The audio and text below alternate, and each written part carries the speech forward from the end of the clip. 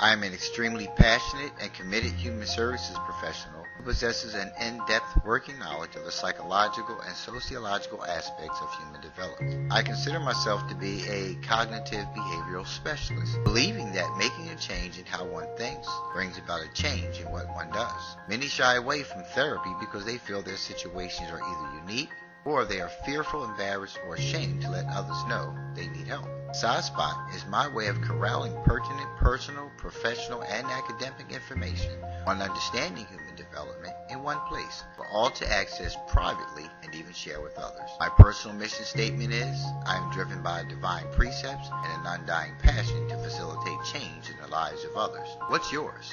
Let SciSpot guide you through your healing and provide you with many other ways of becoming better today than you were yesterday. Come on in and join me.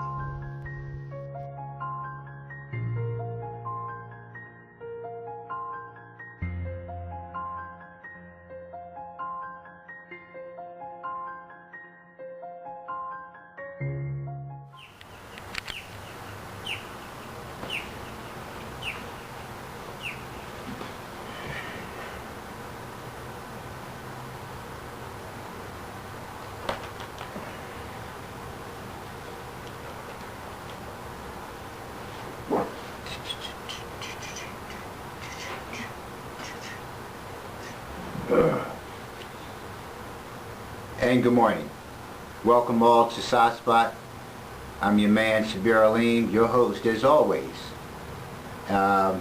Great day. It's a beautiful day. It's a hummingbird day. It's a lot of hummingbirds flying around this morning. And then I heard a few bullfrogs over the last couple of days out here. So there's definitely a change in the season for what happens here in South Florida. It's a whole new experience for me in this part of Florida. I've been in Central Florida, and I've also been in the northern part of Florida. And I really enjoy being here. Right now, it feels like it's probably about 76 degrees, and it's just getting to 9 a.m. So it's a beautiful morning. But man, listen, getting back into the gym after being out, for about 2 weeks, is definitely some pain attached to that, man. So if you don't have to be absent, don't be. If you have to be absent from the gym, at least take the time to do some exercising at the crib. I'm telling you, I feel like I've been whooped, right? But last week we began to talk about the signs and the symptoms related to childhood trauma as it presents itself in adult life, how it impacts our relationships with others. And we talked about the areas of impact. So if I can just go back just to revisit this list that was from the very first show, because now we're on pretty much show 5. So some leading causes, the most common causes of childhood trauma include, and I'm reading from a list on lookthroughtheireyes.org, and it's an article on what is childhood trauma. So if we can revisit that for a minute, I can kind of, help you wrap your head around what I'm about to go into when we start looking at our own conduct as adults. This is important. So, the most common causes of childhood trauma include accidents. And that's whatever kind of accident. It's an automobile accident, if you're on a plane, train, whatever it is, accident. Something can happen inside of the home that's accidental. Something like the roof can fall in. Something of that nature. Bullying. We know that bullying right now, especially on the internet, social media, is real big because kids have access to one another, outside of the eye, the ear of their parents, because they're on their phones, on social media, they're on their laptops, their desktops, their tablets, all the time going back and forth with people. And I can tell you, that I went through a bullying phase being bullied, as a child. I was always a real thin kid, very fair complected. So I went through a whole lot back in the 60s and 70s, and I started doing a lot of things to validate, right, or to invalidate what they were saying. Like I was too thin to win, and light bright, and all this other kind of stuff. And I had to fight through those things, and I never went and told anybody. I mean, as far as an adult, I didn't tell my mother, didn't tell my father, didn't tell, whoever my caretakers were during that period of time. I didn't tell them. But we know that bullying is a real big thing. And when you look at bullying in relationship to domestic violence and some of the things that go on with, people who are very harmful, intentionally harmful, because you can say unintentional because you don't know. But when you act, it's an intentional act. Unless you are deemed as being, mentally incompetent, it's an act, no matter which way you look at it, right? Because you can make a decision to do or not to do, right? Chaos or dysfunction in the house, such as domestic violence, parent with a mental illness, substance abuse, or incarcerated. Now, when you look at chaos and dysfunction in the house, when you look at, and I always use this analogy about how, you remember we sometimes had that family member who, when we had, events at the house, would always be in the room by themselves, or another family member would be in there with him. Sometimes they would take them their plate, because this just was not the family member for whatever reason, and it was usually related to mental illness that they didn't want to have around other people because of the behaviors associated with whatever that illness is. Well, we had that, we'll take Uncle Frank a plate, he's cool, make sure he's all right, check on him and everything like that, but we want to leave him upstairs alone. And that's how it was dealt with. So, and that, in itself, is just one aspect of it, because like this is the person who we have to cater to, we believe we have to cater to in this capacity, therefore he's really not a part of the family. But as a child, if you have a good relationship with that person, and you see that person as the person is always on the outside looking in, right? That's difficult, especially if that's the go-to person for you when things begin to happen in your life, when things present in your life, right? Because children, they don't have an understanding of things such as that until somebody tells them. They just wonder, why is Uncle Frank acting that way? Why is he doing that? Why are y'all yelling at him? Why are you screaming at him? Why is he going to the hospital? Why are these people here taking him out in the ambulance? What's happening there? And then depending on how the family members, deal with that illness, that mental illness, right, will really begin to show that child how to treat people who present those kind of things, but because they don't understand at the time what it is that's going on about the mental illness, they just think that you're treating Uncle Frank poorly. When you look at substance abuse, well, we know how substance abuse plays out in the environment. Ways and means to get more, sometimes meaning that you'll wake up one day and you're watching your favorite DVD, on the DVD player, and the next thing you know, later on that day, it's a big fight in the house because the DVD player is not there anymore because, Johnny then took it and sold it so he can get high. Or the ongoing arguments over drugs, or, seeing someone, nod out and with a spike in their arm, and all kinds of things like that. Incarceration is something else that people very, very rarely talk about, because oftentimes people have to make up stories. They have to make up lies to cover, what's going on with whoever in the house is incarcerated. Your brother's locked up again, but we're not going to tell you that. We're going to say, listen, he was getting high a little bit too much, so he went away for a while, or he decided to go to school, or, some kind of vocational training and things like that. We think that we're protecting the child. We're just not being truthful, right? And that's an act of dishonesty that will eventually come back and haunt you when that child has the ability to understand what's really going on and why you didn't tell me the truth. Death of a loved one is a real big one, because what happens is people have this misconception, and I talked about it in previous shows. In every article that you read, you will find that that is a misconception, that because children are so resilient that they will forget this. No, they won't forget this. They don't understand some things, and they understand it through their own world view, their own lens, at the age that they are. That there's a loss there. Loss is loss. No matter which way you look at it, a loss is a loss. How I internalize a loss at 5 is not going to be the same, or should not be the same, but can be the same when I'm 15, when I'm 25, when I'm 45. Right? Because I just have a different understanding at that time. It doesn't mean that the feeling, remember what resides within the mind about the loss is going to always be there. So I should be, if I'm healing, if I have some resolve to that particular area, right, I should be responding a lot differently. Not saying it's not going to hurt. It'll still hurt.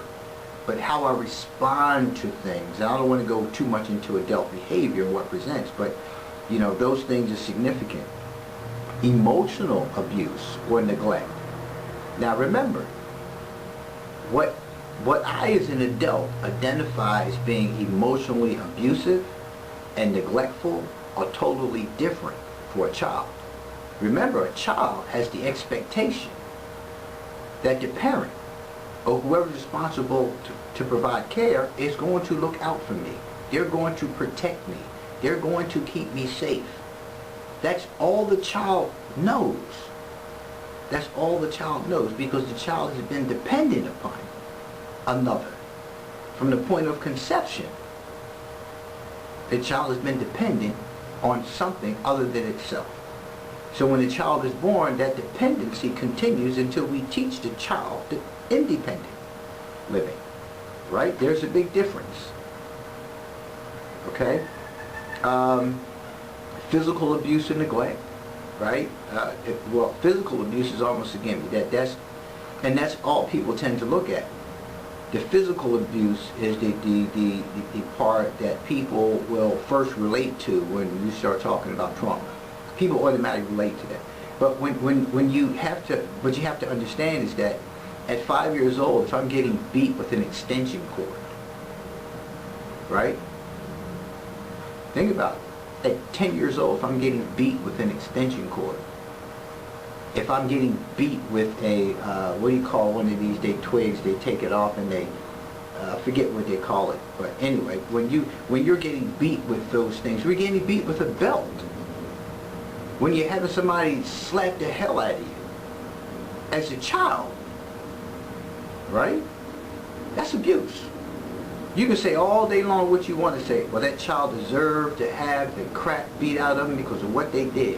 What child is doing something so atrocious that it warrants such a punitive approach to discipline?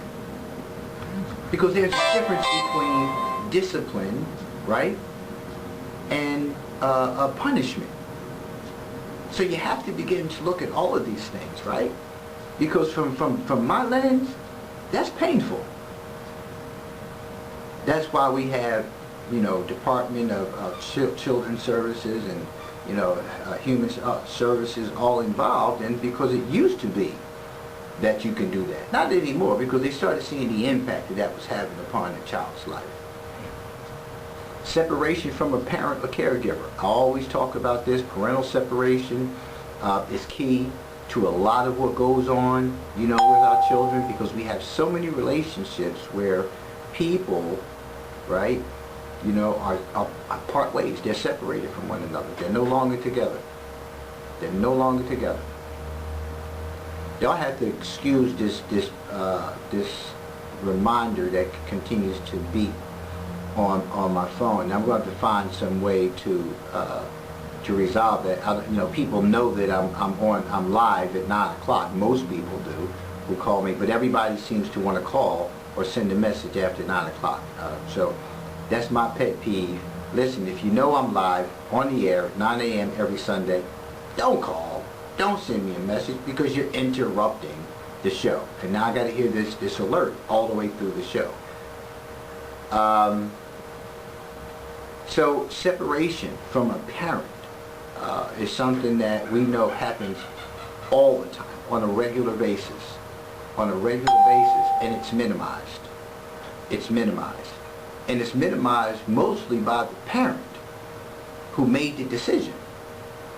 When there's a whole conversation, a whole show, a bunch of shows that I've done on this, is that when you enter into a relationship, you know, we don't think about those kind of things. We know we're going to get pregnant. If you have an unprotected sex, it is not an unwanted pregnancy. It's a wanted pregnancy. It's not about rolling the dice and hope, oh man, I just hope this don't come inside of me.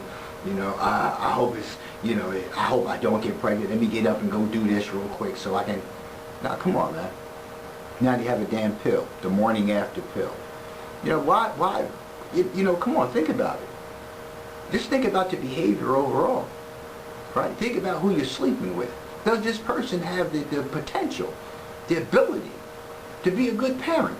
I know when I was living the lifestyle I was living, I sure didn't have the potential, right? I know I didn't. And I was being irresponsible at that time, right? Thought I could be responsible, but I was being irresponsible in my actions across the board, right? Because I wasn't ready for any of that stuff. I wasn't ready for nothing about parenting. I had this whole idea about living that didn't include, you know, somebody else at the time. Just didn't. And it continues to happen on a daily basis. But when the other parent, listen, 23 chromosomes from each parent, why would there not be some difficulty for that individual if 23 chromosomes is not involved in their life? Sexual abuse is another one. Stress caused by poverty. We know that. We know that when we see these communities, and we see what happens in these communities, you know, and even if the individual, you know, is not involved in some of the illegal activities and the ratchetness that goes on, they're still living in those environments. Therefore, they're affected. They're affected by the environment, because with poverty comes a whole lot of, you know, behaviors. You know, robberies, assaults of all kinds of at all levels, burglaries. We know it's a lot of gunplay, a lot of gambling. You know, we have a lot of speakeasy environments. We have open, you know, market drug sales. Yeah, all kind of things are going on in these environments. And if you think that is not going to affect the child, you're sadly mistaken. That's why we have the conditions that we have today, because we don't want to address the pink elephant in the living room. We keep wanting to blame law enforcement. We keep wanting to lay blame on you know, different levels of government, you know, local, state, and federal government, on the conditions. Just because you live below the poverty line in terms of financial numbers doesn't mean that your environments have to reek of the conditions that I just mentioned, because you can do something about it.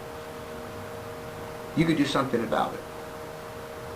Right? But when you think that there's no way out, because you keep relying upon those governments to change that for you, you're going to always remain in that condition. Therefore, you just adapt. Sudden and or serious medical condition, absolutely. Absolutely. You know, devastating. I was watching a commercial the other day for St. Jude's, you know, and what they do in terms of, you know, hospitalization for children who are impacted by cancer. And just to see these kids, man, they're like troopers. They're real troopers. You know, but when you see other little kids on television and outside and around you doing all these things, man, it becomes very impactful. And they're troopers. They're resilient. They got all the love from their caretakers. They got love from these people who work in these hospitals, you know, in this St. Jude's. And, you know, but at the end of the day, man, just think about it. If you have a cold, what you feel like. Just think about that. Violence at home, at school, or in the surrounding community. Come on. All around us. Every time you turn on the news, another act of violence. Now we have like multiple shootings. You know, we have mass murdering going on in many states. This is not just in another part of the world. It's not a third world country we're talking about. We're talking about right here in America. right here. I don't care where you live. Nobody is exempt from being impacted by this, directly or indirectly. You're going to get impacted by it. So when you thought that it wouldn't happen to your community, and then lo and behold, there it is, then it becomes a concern. And we know that that's how things work. Like LL Cool J said a long time ago, Columbine happens in the ghetto every day. Where's the cry? Where's the help? Where's the response? And it comes from the community. It comes from the community. The community needs to address that. The community needs to address that. We have shootings in schools. We've had shootings in churches, mosques, right? We've had them happen. You're in the most vulnerable condition when you're at your place of worship. And now we have killings, murders happening right in those things. And then we have to talk to our children about these things. And that's a whole different show. And how do you talk to your children? What do you say to your children? How do you prepare your children to go back outside, to go back to church, to go back to the masjid? How do you prepare your children, right? Which goes into the last one on this list about war and terrorism. So it's a lot when you look at the causes of childhood trauma. So now I want to go into talking about the effects of unresolved trauma, because resolved trauma is not an issue. And when I mean resolved, I mean it didn't go away. It's not problematic in your life, but it's there. It's there. It's like this shirt having a stitch, a double line stitch for about an inch that sits right here. I know it's there. It doesn't look like the rest of them. It's not the same as the rest of the stitching, but it's there. It's there. I know that double stitch is there. Right? Now I can be, obsessive and compulsive about it because I have an obsessive compulsive personality disorder. I can sit here and I can work and listen. And people will tell you, if I get a spot on my clothes, I'm going home. I'm going home. I'm going to change it. I'm not going, because it'll just bug the hell out of me. But that's what unresolved trauma is like. It's just something that it lingers, it festers, it just stays there in the forefront of your mind. That's the unresolved, and that's what we're going to go into now. So, recognizing, going to the article is at healthyplace.com. Recognizing the signs of unresolved trauma can be tricky. Sometimes people who are having difficulty enter therapy without even knowing that they have suffered the trauma that is causing disruption in their daily lives. The very nature of trauma lends itself to that. Often when a person goes through a traumatic event, there is some degree of dissociation that happens, and the person essentially blocks out all or part of the event. So his or her awareness of the trauma isn't accurate, making diagnosis difficult. However, there are some common signs of unresolved trauma that you can look for. Now, just listen to that for a minute. Just listen to that one paragraph, right? And I always tell people that the human being, the body, not the spiritual aspect of it, but just the overall makeup, the physiology, the biological makeup of the human being is as such that it protects and heals itself to the best of its ability. When it can't do that, then medical attention is needed. But in most cases, right, especially when you start talking about, that which resides within the mind, right? The brain is sent signals, and it does whatever it does to tell the mind to protect you. Hide this. Put that away. We got work to do. And you have molecular things that begin to happen. Cells begin to react and all that kind of stuff. And I don't want to get real deep on you, but these are all the things that begins to happen because we're chemicals. We're made up of chemicals, so there's a chemical reaction every time we take anything in, whether we take something in through our ears, right? Whether we take something that we drink, that we smoke, that we snort intravenously, that we see. We take all these things in, and there's a chemical reaction. There's always a chemical reaction, right? All the time. So we have to look at that, right? Because when you block out something, right, you may recall portions of it. Portions. But what happens is you remember that which is less traumatic.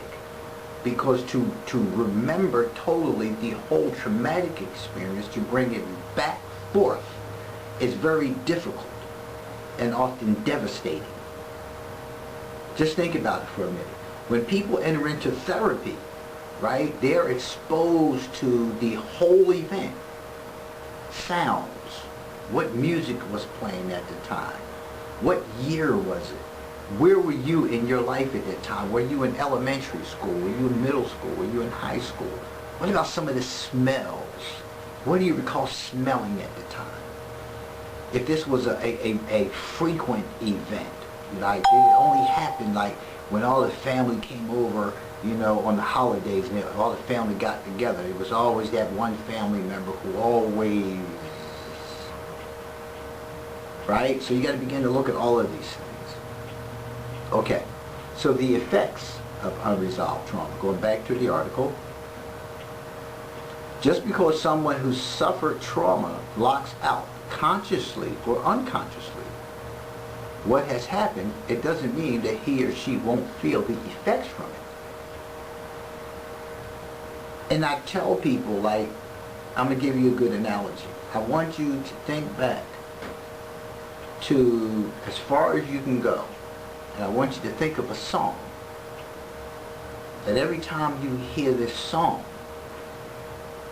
right, something begins to happen. You either begin to well up, your eyes begin to water. That's what well up means, if you don't know what that means.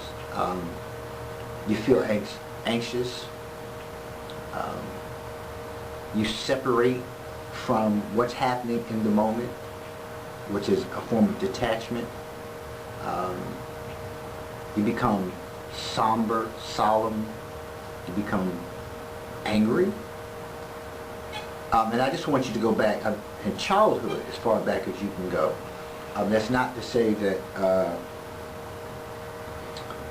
you can't deal with some things in your current years as well. Because right now we're talking about childhood trauma. So like every time, for instance, for me, when I hear music from the 70s, when I hear Heat Wave, when I hear Roy Ayers, when I hear the Isley Brothers, some the songs from that period, but especially Heat Wave,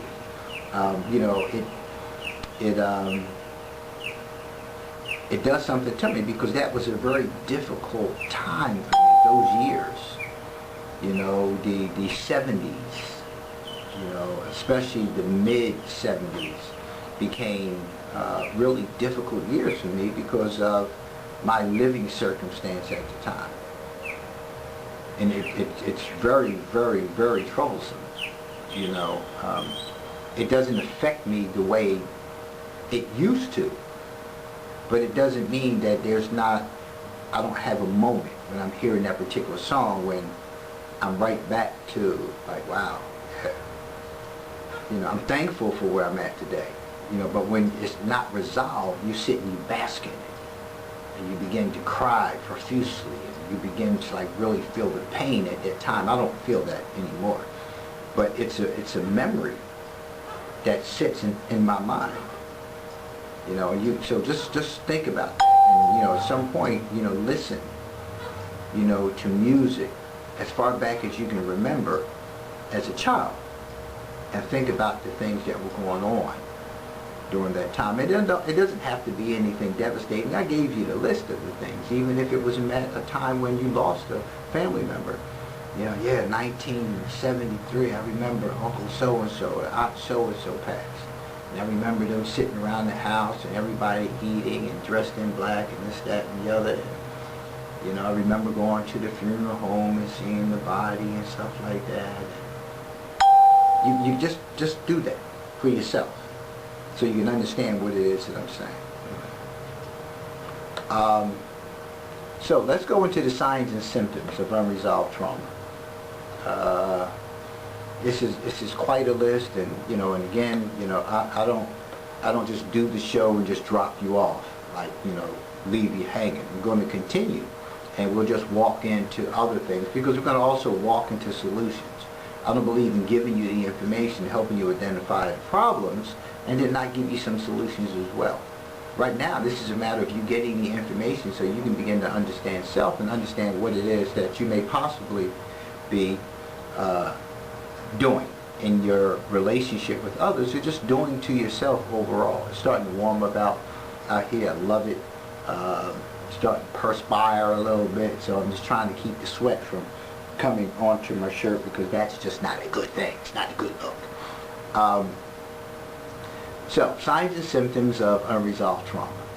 Even when memories of the trauma are hidden from a person's awareness, there are signs that will become noticeable in his or her daily life. Below are some of the most common signs that someone is suffering. Is suffering from unresolved trauma. And again, there's a difference between someone who's had and someone who is suffering, right? Because that the whole thing you have to look at is suffering, right? Is something that you choose to do at some point when you see that it presents itself, when you see that it's causing problems, right? You begin to put that suffering upon yourself, because as long as you continue to blame somebody else, for what's happening, you're never going to bring in a resolve to it, and everybody is going to always be wrong. It's never going to be you, and you're going to always find yourself losing good relationships with people, good jobs, good opportunities, because of you. Not because of the other person, because of you. So the first thing on the list is anxiety or panic attacks that occur in what would be considered normal situations. Normal situations, And I can tell you that I've often had this conversation about, like, I can always tell when it's time for me to part ways with a situation, because my anxiety, I have anxiety, right? So, but what happens is my anxiety gets off the chain, right? It's like every time you send me a text message, and that's your alert, and I hear that alert. It's like Pavlov's dogs. If you don't know anything about Pavlov's dogs, look that up too. That's a whole nother show. Pavlovs, dogs, right? It's like operant conditioning. So every time I hear, your alert, right? First thing I do is I go into this mode, right, of anxiety. I feel it. My heart gets to racing, because I already know, like, my mind is already telling me this is not going to be good. I just assume that automatically because of the interactions that we've had. So it automatically begins to happen for me, right? Now, that's being in the relationship with the person. Now, not being in a relationship with a person, and a person presents that behavior to you that makes you feel uncomfortable. It's only similar to what you've experienced, that traumatic experience. It's only similar, right? Like, I had a boss, so like every time I loved my job, right? I love what I do. I love what I do today. But like every time I went to work, I knew, that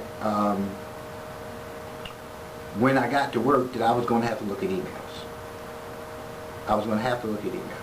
So when I look at emails, right, I'm already, my heart is already racing. I'm already anxious, because no matter what, I felt like no matter what I did, it was never right. It was never good enough for that person. They always had to complain. Always had to complain. There was always something wrong, even if there was nothing. I don't know who it is that's sending me messages, but folks, I am on the air live. You know that I'm on air at 9 a.m. I post it on every area of social media.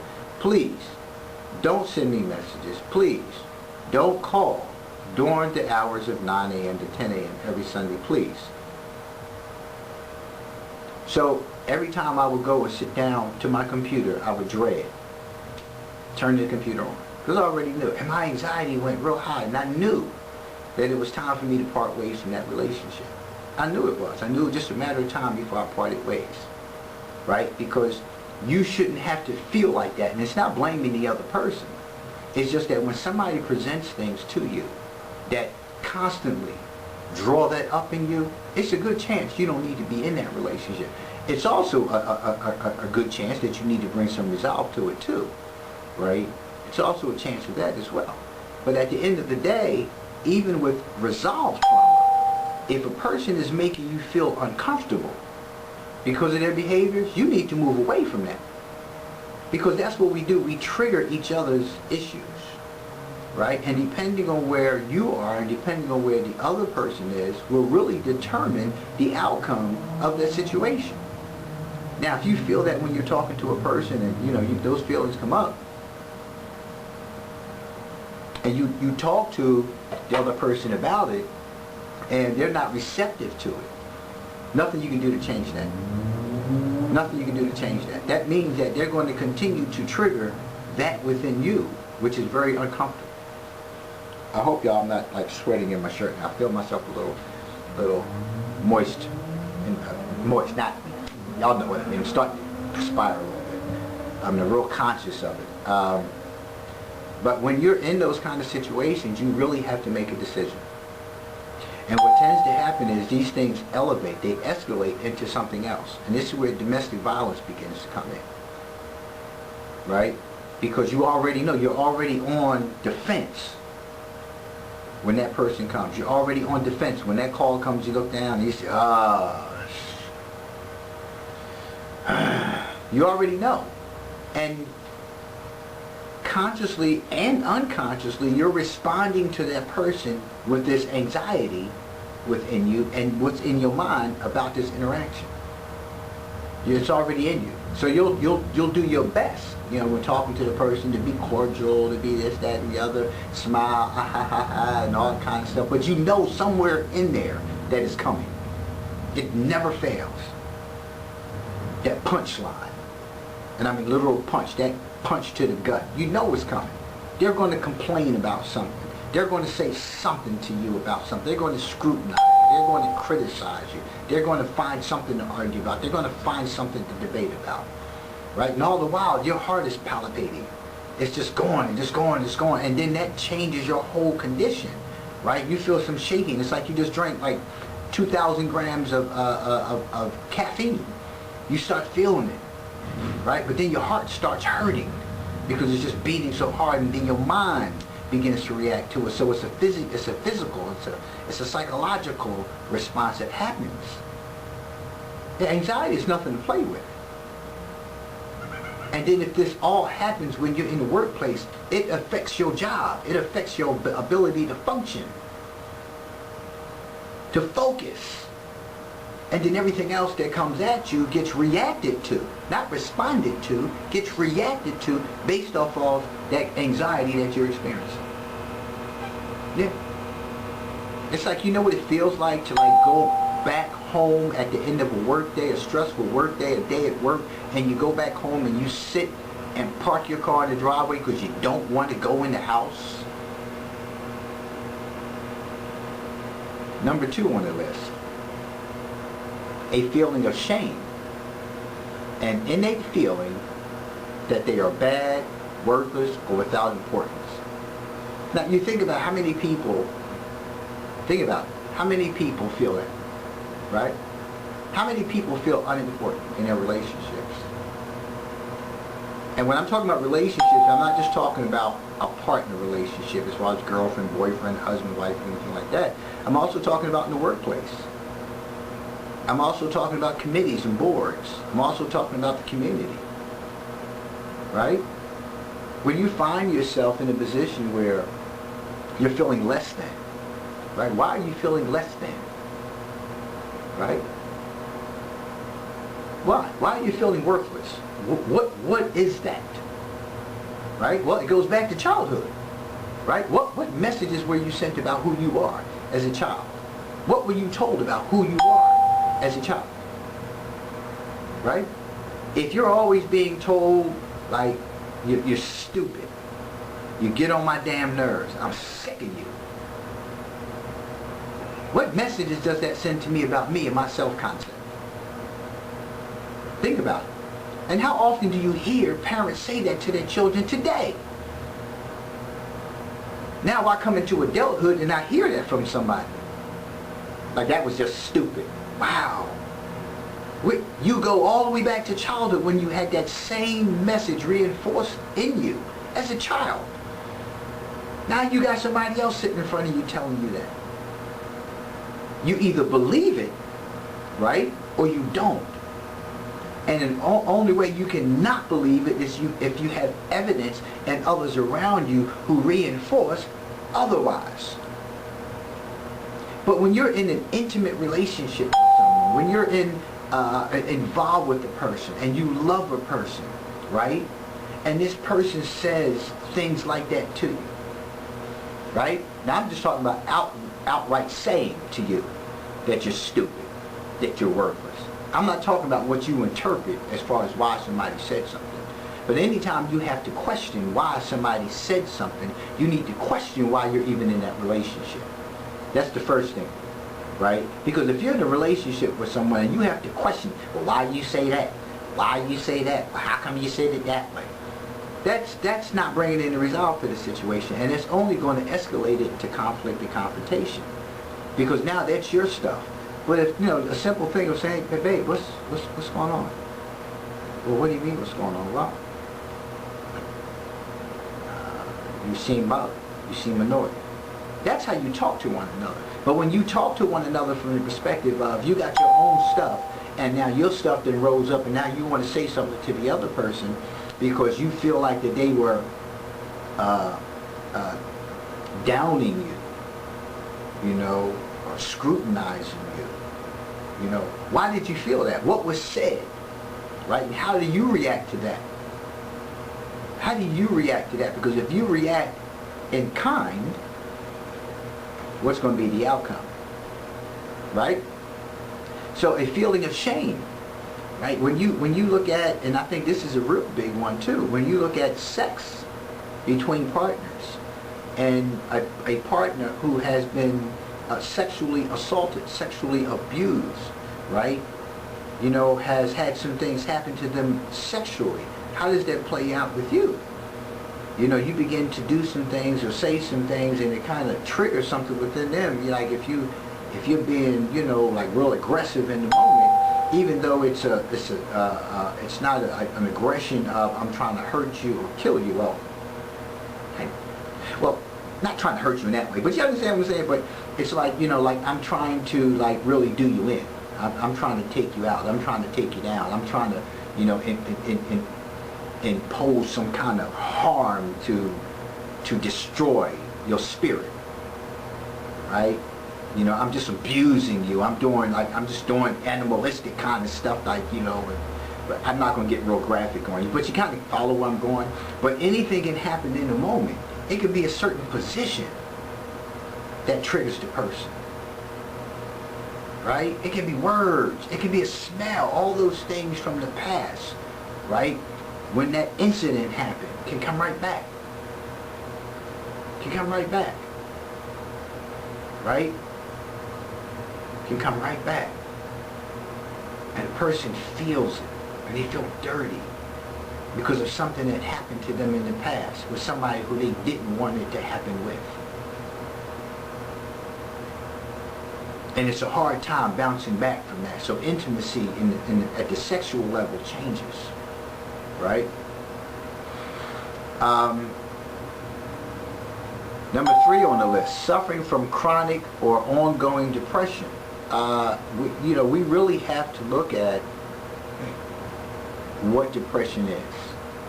And I got one show that I did on depression. I probably need to do more, on depression, because a lot of people just think they're tired. Yeah. Excuse me. A lot of people just think they're tired. They just think they're fatigued. And when you start looking at anxiety, depression, panic attacks. You start looking at these kind of things. These things unresolved are recipes for disaster, suicide, substance misuse, abuse. Because there are a lot of people, and I was one of them. I was one of the people who self-medicated. I had no idea that anxiety and depression was something that I was dealing with, and I found myself using and abusing substances to combat the presenting symptoms. But mind you that I wasn't only dealing with those things, my issues were compounded, right? They were compounded. So I had that to deal with and didn't know that I was dealing with that because, depression and shows up at some point in time. Anxiety was a big thing for me because I was a frequent bedwetter up to probably about the age of 14, maybe even 15, because of my anxiety. And I got to talk about that in previous shows. But we have to begin to look at depression. There's situational depression, and then there's, clinical depression. So I wish y'all could see these hummingbirds out here. They're hard to capture with the cameras that I have. I got to get more cameras, but I know attention thing here. But chronic or ongoing depression, it's important to look at. Because people get up, they drink 2, 3, 4, 5 cups of coffee throughout the course of the day just to maintain. I think it's just they're tired. Take vitamins and B12, B6s, and all kind of shots and everything. That you can't self-medicate. You got to find out what's going on. I'm going to always refer back to the fact that one of the biggest issues that folks have, especially in the black community, is making use of therapy. All these folks walking around, got health care, don't go to any kind of psychologist, psychiatrist, to talk about things. These traumatic things, these things that have to get worked through. And these things greatly impact the entire community. The entire community is impacted by these things because we continue to go through life and we continue to not challenge and confront ourselves and the things that we're dealing with. We continue to blame one another. We continue to find ourselves in strained relationships. We continue to, forge strained relationships. We continue to find ourselves in good relationships that we just self-sabotage and we lose those relationships over and over again. It is very hard to find a partner, who is at the same place you are in terms of self-disclosure, self-evaluation, that has a self-concept where it's like, I'm an open book. You ask me, I'll tell you. You ask me, I'll tell you. But part of my problem, we'll talk about somewhere else along the line, is like I keep taking on other people's stuff, right? And being apologetic, even though I'm not wrong, because I'm trying to compromise in a situation. But sometimes compromise in situations when people who have a whole lot of unresolved stuff, right, or they have an unresolved area of stuff that is very significant to the continued relationship, that it's not going to go anywhere. It's going to stay just like that. It's going to always be toxic. It's going to always be high conflict. I can't do high conflict because of my anxiety. For one, because of my depression, for another, because of my characteristics of obsessive compulsive personality disorder, because we all have something. I'm just looking at things that I've faced in going through therapy. I went to therapy on my own because I just wanted to know why does this feel this way?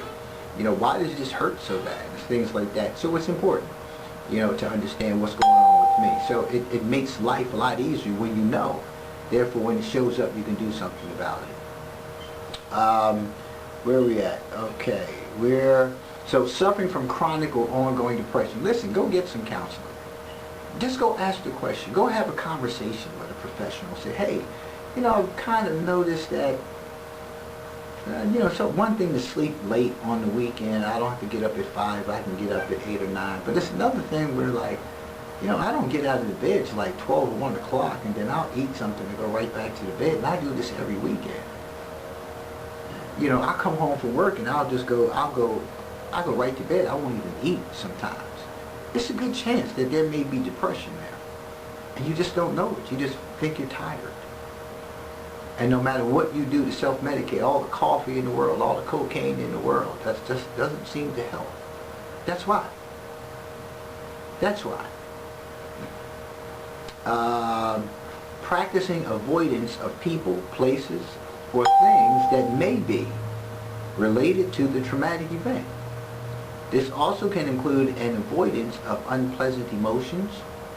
Now think about it for a minute. I want you to really think this. And I was just talking about this. So if you're practicing avoidance of people, places, or things that may be related to the traumatic event, right? So I don't go over this family member's house anymore because this is where it happened, right? But I go over this family member's house because my belief is that this family member's house is not where it happened, and this family member can provide me a safe environment to be in. So I go to that family member's house because I feel like I'm safe. Not realizing, not understanding, still that person's presence changes my condition when they're around me. Right? I either want to act toward them or I want to avoid them because now I'm thinking and I'm feeling and I'm remembering, right, vividly what they did. What they did. So I begin to avoid all family events. And the first thing I ask, well, is Aunt so-and-so going to be there? Or Uncle so-and-so going to be there?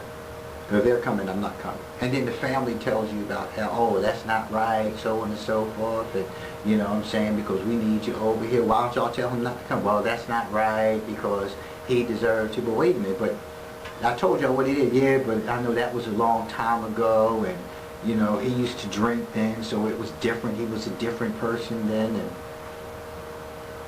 And I tell y'all what, y'all have a great time. I ain't coming. So it begins to happen that way, that you just stay away from all of those family members. So now you have to deal with the trauma of separation from the family members who you love, who you want to be around, but because of their thinking about this circumstance and not supporting you, you internalize that. When it talks about here that this also can include an avoidance of unpleasant emotions. So when you're in relationships and you know, certain things happen in the relationship that are reminiscent of the past, such as when you look at if you were always yelled at, like in this, and I always talk about this in regards to treatment for by women clinicians for males, black males specifically. Because when you're raised as a male in a female-dominated environment, where that means that the primary caretaker is the woman, right? And this woman has the responsibility of providing discipline, right? When you enter into a relationship with a woman who, you know, presents certain behaviors that remind you of things that primary female caretaker put upon you, it begins to put a wedge between you and that other person. So every time a woman raises her voice at you, right, as the male, right, you react to it. Because historically you have been raised primarily by a woman who yelled at you, who had the responsibility of whooping your behind, who had the responsibility of nurturing you.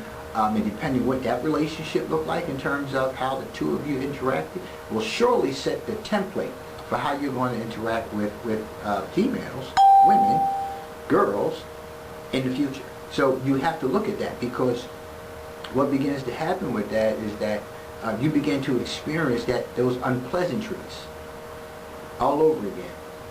All over again. So like for me, it's a matter of like, I don't like being accused of things that I don't do, and I always say, I'll do enough. You know, that I don't have to have you add on stuff. You know, I'm not perfect, you know, but I don't like a woman who's mouthy. That it's like you're argumentative and confrontational. I don't like that, because that's reminiscent of my childhood past, right? I don't need you to tell me what to do, right? I'm doing what I have to do. So when a woman, takes it, where she wants to tell me, well, you need to do this, hold. You can offer a suggestion. We can have a conversation about some things, but when you start telling me I need to do this, I'm not confused about the direction I'm going in. I'm not confused about what I have to do in this relationship. I'm not confused about my responsibilities to you. So therefore, when you start talking to me in the capacity of, you need to do this and you need to do that, I have some feelings behind that. Because I'm also conditioned to do what it is that I'm supposed to do, and don't shirk my responsibility. That's part of my condition. So I'm going to do everything right from the onset. Right? But when I start getting dialogue, right, that's reminiscent of that predominant person in an environment, which is my caretaker, which is a woman, right? That's some stuff I'm just not going to accept. And that's vice versa. Right? For a woman who was raised by a woman, right? She's going to learn some things from her mother, right, about her relationships with males, and that's the kind of stuff that she's going to do upon the male that she's involved with. So then again, you have two people triggering each other. Two people triggering each other, right? Because if you as a girl, little girl, are conditioned to don't take shit off of nobody, no man. You don't need no man. You can do without a man. When you get yourself in a relationship with a man, you're going to treat him as such, and I'm going to be that one you're going to treat as such, and we ain't going to gel. Because if you're treating me like you don't need me, that means you're only taking from me what you can get. And anything that you don't want, you reject. Right? Because you don't need a man. And depending on how you internalize and interpret need, right, will certainly determine how you're going to interact with me. Certainly it's going to determine how you're going to interact with me. So we all have our own stuff, and I'll be the first one to tell you, I got stuff too. I got stuff too. Treat me the way I treat you. Talk to me the way I talk to you. Because again, if you're trying to avoid unpleasant emotions, right, the first thing you'll need to do is look at why you're trying to avoid it. Right? What is it about the unpleasant behavior that you're trying to avoid? Why are you trying to avoid it? And then go back to the event and start working through that to resolve it. Because you can't always avoid it. People are going to say things to you. People are going to do things to you. Whether you're in a relationship with them, an intimate relationship with them or not, it's still going to keep presenting. It's still going to keep showing up. And eventually you have to bring resolve to it. It's going to always be that way. Right? But it doesn't have to be as intense. Right? You can bring some resolve to it. Get out the damn relationship. That's the start. Get out of the relationship. If it's ongoing, listen, here's what I've learned. What you present to me in the beginning will always be. Will always be. That's how you cope. And if you're not seeking resolve for that, an apology doesn't mean that you're seeking resolve. An apology means that I'm identifying, recognizing, accepting the fact that you said that I did this and you felt this way, therefore I'm apologizing for it because the apology is due. Right, wrong, or indifferent. Right? That's how it should be. Right? But at the end of the day, if you're not seeking resolve for it, if you're not addressing it, it's going to happen again. And the longer you stay in a relationship, the more it's going to continue to happen. And now you're going to find yourself 2-3 years down the line, locked and loaded into this relationship, but this same behavior, which is a destructive behavior, which is eventually going to tear you apart, take you down, and take you both out of the relationship, can be just nipped in the bud from the beginning. That's just the way it is, folks. At 57, listen, I've become wiser and wiser, and I see things, and I understand things, and I learn things, and that's what I should be doing. That's what I should be doing. Right? And it's not to say I don't still make the same kind of, relational decisions, because I do. I just don't make them as often, and I just make different decisions when I enter into those situations, and I find it being that way.